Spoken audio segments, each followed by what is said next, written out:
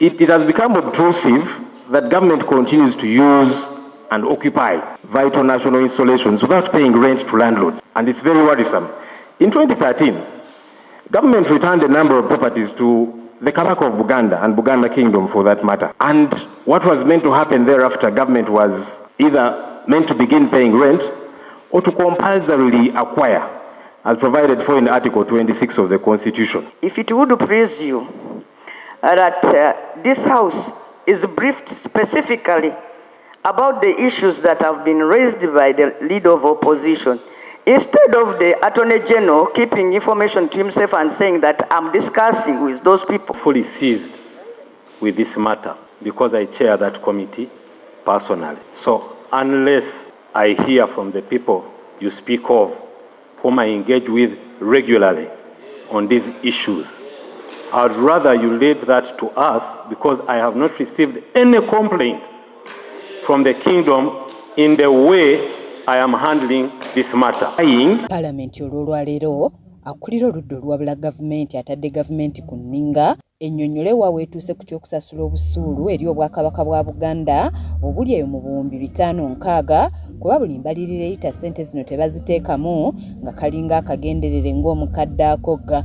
Honourable Speaker, it has become obtrusive that government continues to use and occupy vital national installations without paying rent to landlords, and it's very worrisome. In 2013, government returned a number of properties to the Kabaka of Buganda and Buganda Kingdom for that matter. And what was meant to happen thereafter, government was either meant to begin paying rent or to compulsorily acquire, as provided for in Article 26 of the Constitution. Ssaabawolereza wa gavumenti Kiryowa Kiwanuka asabye ababaka okumma ensonga zino amazzi n'ategeeza nti obwakabaka bwo tebunnavaayo kwemulugunya ku ngeri gavumenti gyekuttemu ensonga zino ekijja ababaka mu mbeera. I'm fully seized with this matter because I chair that committee personally. So unless I hear from the people you speak of, whom I engage with regularly on these issues, I'd rather you leave that to us, because I have not received any complaint from the kingdom in the way I am handling this matter. These properties, government is not an individual entity belonging to anyone. We are all part of government. So when we raise these matters, you cannot say it is none of your business. The people who we should pay, they are comfortable. Surely is the Attorney General in order to say that we cannot raise a matter, because what's for sure is that these monies have not been paid over time. Amyuka Speaker wa Parliament Right Honourable Thomas Tayebwa asabye Parliament ereme kweyingiza mu nsonga zino, wabula ono naye ababaka bamwanukudde nga bagamba nti waliwo obwetaavu obw'okwogera ku nsonga za Buganda kuba bo nga abakiikirira abantu abali mu Buganda baagala okwanukulwa. Right. You are right as a member of Parliament and as a leader to raise issues for your people. But then the Attorney General says, I'm in touch with these people, okay? And now you cannot dispute what he's telling you because he's in touch with them. Let it be procedural, okay, Right Honourable Speaker.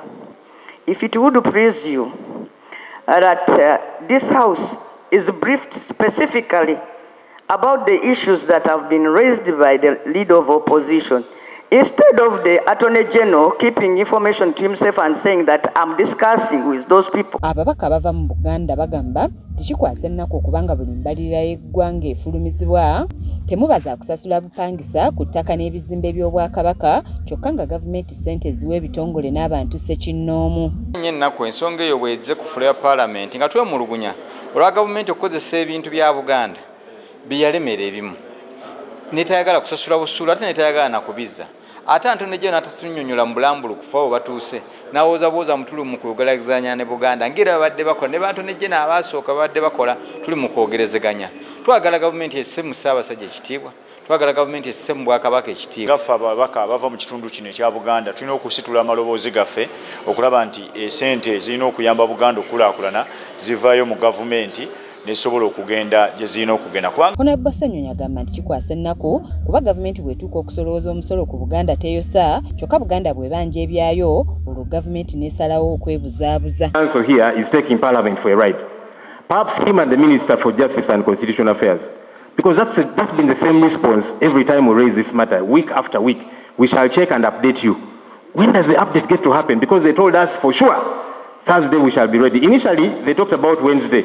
Then as Wednesday was approaching yesterday, they asked for Thursday. Can Why are we being taken for? Frank Chiddu yakusakidde eggulire lino ku lwa KSTV Agaleero.